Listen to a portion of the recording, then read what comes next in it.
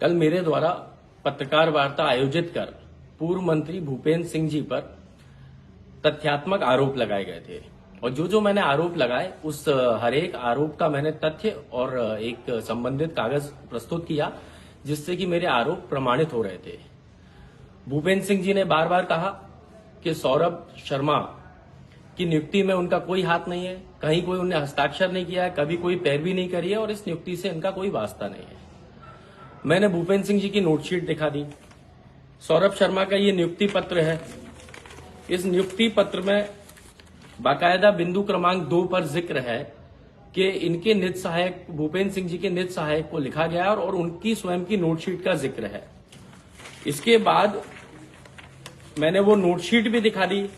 ये वह नोटशीट है जिसमें भूपेंद्र सिंह जी का हस्ताक्षर है और वो स्वयं कलेक्टर के एक ऐसे पत्र का संज्ञान ले रहे हैं जो कलेक्टर ने उनको कभी लिखा ही नहीं है, लेकिन स्वतः संज्ञान ले रहे थे क्योंकि उनको इस भ्रष्टाचारी सौरभ शर्मा को संरक्षण देकर के मोटी कमाई करनी थी।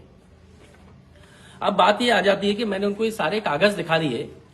उन्होंने कल मेरे इन तथ्यों के जवाब में काफी सारी बातें कही और उनमें से एक भी बात तथ्यात्मक नहीं कही। जितनी भी बातें कही उनका कोई भी तथ्य नहीं दिया, सारी निराधार और हवाई बातें कही उन्होंने। काफी निजी बातें भी कही, उनका भी मैं उत्तर दे दूंगा अभिमानी जी को। लेकिन पहले मैं ये पूछना चाह रहा हूं, मेरे स्वर्गीय पिताजी भी मंत्री रहे हैं। जितना इन्होंने नोटशीट पर लिख दिया इतना लिखना पर्याप्त होता है किसी भी आरक्षक को नियुक्ति दिलाने हेतु। मेरे राजनीतिक पृष्ठभूमि है और मैं स्वयं भी राजनीति कर रहा हूं। मैं जानता हूं कि किसी भी मंत्री का आरक्षक की नियुक्ति में कोई भी हस्तक्षेप नहीं किया जाना होता है नियम अनुसार, लेकिन माननीय भूपेंद्र सिंह जी ने न सिर्फ हस्तक्षेप किया बल्कि दबाव डाल करके ट्रांसपोर्ट के अधिकारियों से इस आरक्षक की नियुक्ति करवाई और बाद में इस आरक्षक ने भ्रष्टाचार को फैलाकर पूरे मध्य प्रदेश को कलंकित किया। जहां सोने के बिस्किट जब्त हुए मध्य प्रदेश में, चांदी के बिस्किट जब्त हुए, पूरा प्रदेश आज कलंकित हुआ, तो उसमें पूरी देन माननीय भूपेंद्र सिंह जी की है।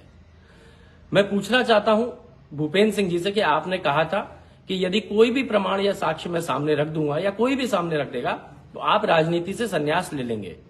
तो मेरा प्रश्न है कि आप कब संन्यास लेंगे, कृपया करके बताएं। मैं चाहता हूं कि आपने लंबी राजनीति करी है, आपका संन्यास सम्मानपूर्वक होना चाहिए। तो मैं स्वयं आपके संन्यास में शामिल होने आऊंगा और मैं आग्रह करूंगा कि आप सम्मानता से संन्यास ले लें, नहीं तो आपको बेइज्जती पूर्वक पार्टी से बाहर निकाला जाएगा भ्रष्टाचार के आरोपों में।